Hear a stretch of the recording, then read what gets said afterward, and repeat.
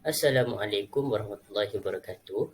Hari ini, saya Muhammad Ikmal bin Zunaidi akan membentangkan proposal inovasi digital PDP BM 3152 iaitu DAM Simba. Okey, kita bergerak ke slide seterusnya. Okey, untuk pengenalan, satu idea inovasi yang berkesan bagi memudahkan murid tahun 3 memahami setiap maksud simpulan bahasa dengan jayanya melalui kaedah bermain sambil belajar dalam sesi pengajaran dan pembelajaran PDP Bahasa Melayu. Okey, slide seterusnya. Kita teruskan dengan penyataan masalah. Okey, yang pertama, murid kurang meminati dan mudah hilang fokus dalam pembelajaran simpulan bahasa terutama bagi murid tahun 3. Yang kedua, murid tidak dapat mengingat dengan mudah simpulan bahasa yang diajar.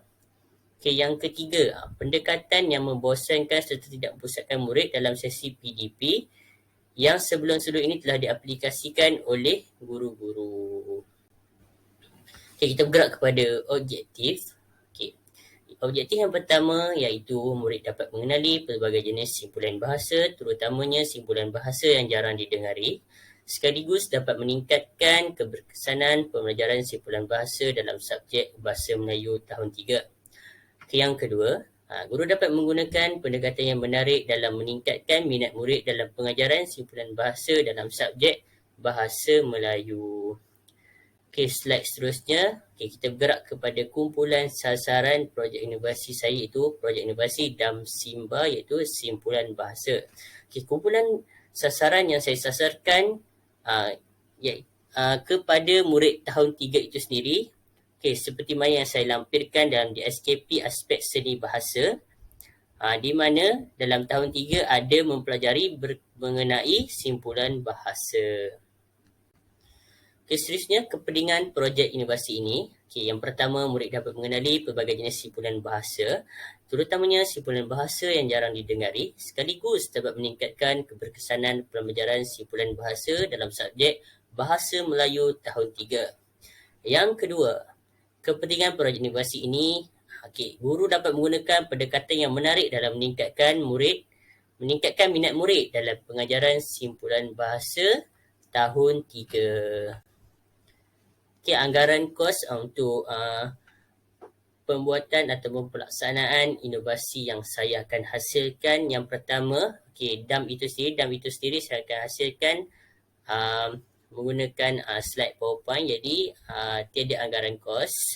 Yang kedua, Gaming Lab tiada anggaran kos juga untuk latihan.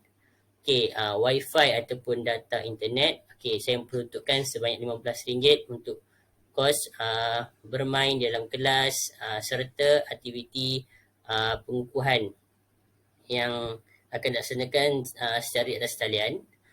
Yang ketiga adalah worksheet RM RM RM0 iaitu tiada kos kerana worksheet digunakan untuk sesi latihan pengukuhan kepada murid-murid tahun 3. Seterusnya, apa itu DAM Simba? DAM Simba ini, DAM Simba, simpulan bahasa. Salah satu penggunaan permainan DAM yang telah diubah suai menjadi permainan simpulan bahasa dalam subjek Bahasa Melayu. Penerangan maksud simpulan bahasa melalui kaedah imbas QR code pada tempat yang ditujui. Saya akan membuat satu DAM di mana ada setengah-setengah kotak akan mempunyai QR code di mana apabila aktiviti dalam kelas, guru akan scan QR code tersebut. Guru scan QR code tersebut akan keluar satu simpulan bahasa beserta dengan maksud dia. Slide seterusnya. Berikut adalah antara aplikasi yang saya akan gunakan lah.